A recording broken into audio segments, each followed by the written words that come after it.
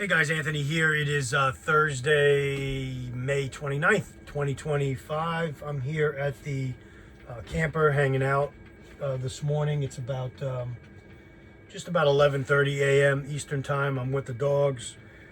Took a coffee with me and decided to come here and hang out for a few. Usually I hang out like an hour or two.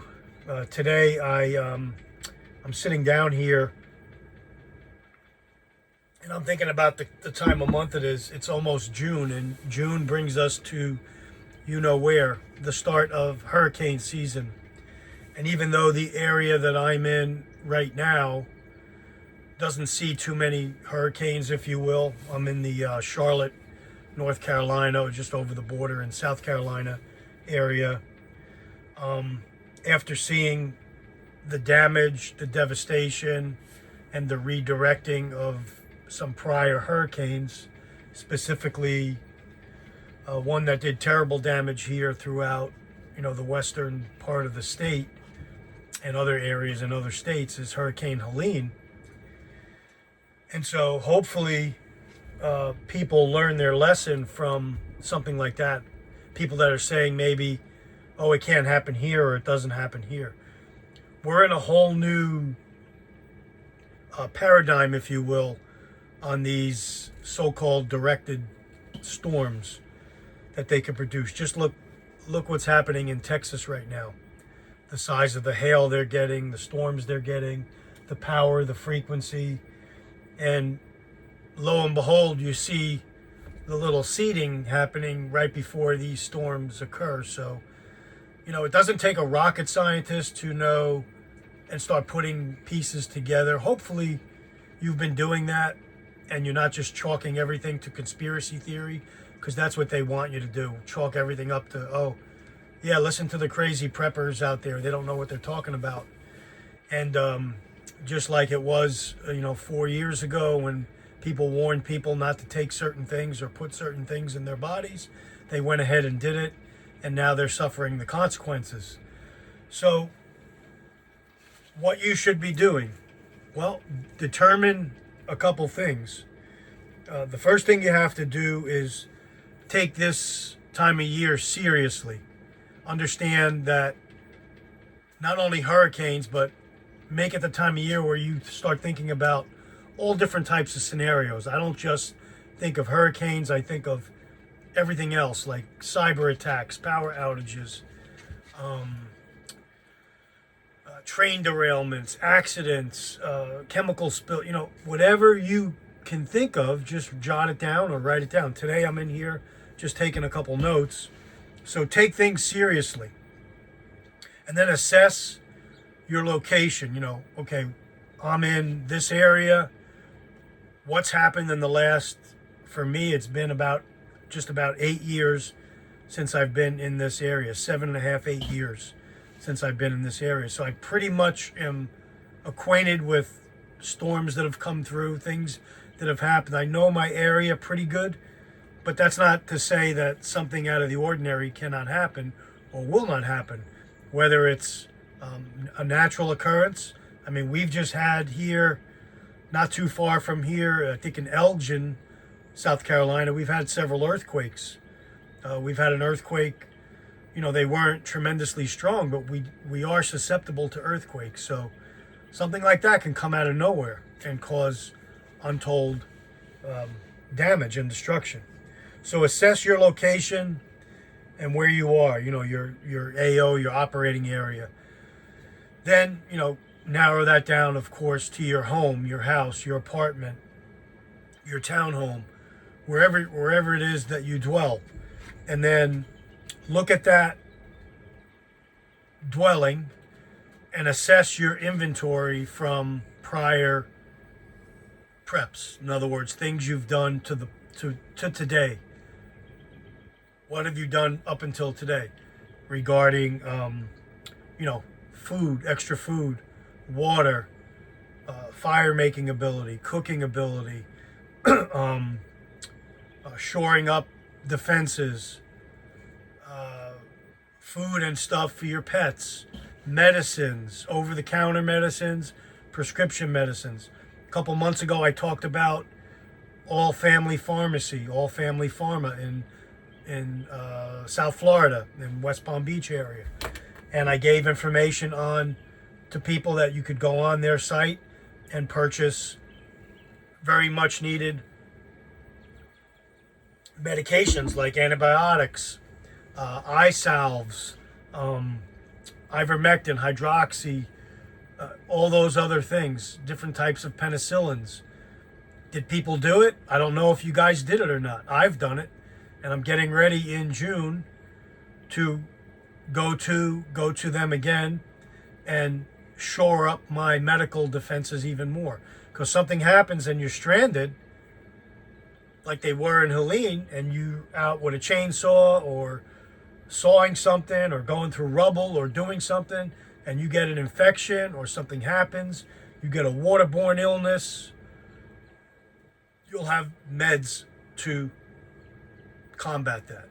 So that's something to think about as well. Inventory your current preps and understand, you need shelter, you need water. You can't go many days without water. You need food. So shelter, food, water, and then things like medications, prescription drugs that you or your members of your family need, and then start assessing your area. How dangerous is it going to be if this happens? War game it to yourself, and then counter it with making the right purchases for self-defense tools, projectiles, what have you, knives, saws, tools, other things to help you, sledgehammers, axes, crowbars. Think outside the box. So, and then once you determine where you're lacking, make the list. Okay, I'm good here, but over here, water purification, I only have a Sawyer mini water filter. That's going to be okay. That's good. It's better than nothing. At least you'll be able to drink water or process some water. But what about processing water for to wash dishes, for hygiene, to take a shower, to drink, to cook food with? You're going to need something to store clean water in, and then something like a Lifesaver jerry can that could take 5-6 gallons of water, make it safe to drink, to use some of it to wash, some of it to clean a wound. You have to think of a larger amount and then multiply that by who you have in your family and how many you have in your family. There's a company called Cana Provisions, CANA. They're all focused on water, all types of water preps. Go on their website and take a look at what they have. Then fill in the gaps. So start getting things now to fill in those shortfalls that you've done during your inventory. Then, formulate your plan. If I stay here after an incident, here's what I have. You know what you have. But if I have to go to XYZ, my mom's, my brother's, another location, a relative, a friend, determine when and if you're going to leave. If it's like a storm coming in, you want to leave before the storm arrives. So hopefully this other location is safer than you think yours might be. And then put a mini kit at that location if they let you. Even if it's just a bailout bag, a go bag, or some type of attaché, or duffel bag filled with some supplies. I mean, I have, and I'll do another video on it this week, I have a 3M tote, like a 27-gallon tote with the yellow lid, the black tote with the yellow lids that they sell in Lowe's and Home Depot. And I have it full of gear, prepping gear, all kinds of stuff, and I'll show you. You could just grab that and say, hey, can I leave this at your house, in your garage, or on a shelf, or in a closet, or in your attic? And then that way, if you go quickly and you don't have time to take much with you, you have at least something there where your friends, where you and your family can, sustain yourselves. Whether it's, whatever, tools, water purification, some food, camping equipment. Think you're going on a camping trip for a 7-day or a long weekend, and put in that tote what you need: a tent, tarps, pegs, radio, something like have this with you all the time. I have this emergency radio with me, the GP7 by CountyCom, all the time. I could listen to news, single sideband, ham radio transmissions with this, shortwave, AM FM radio, and get up-to-date info with this, and it's rechargeable. Then things like today, right now, I'm running my camper with a 1,000-watt Jackery battery. I have the fan on, running some air through the camper. I don't have any lights on because I don't need any, but the stereo's working, everything's working that I would need in here to stay comfortable. So this is one of my locations where I would go, and I have stuff already here, clothing and stuff, and then my bucket or my kit that I have already packed, I just throw in my van and I come here. And I'm able to stay here in the event something happened at my home that caused me to leave. So think of other secondary location.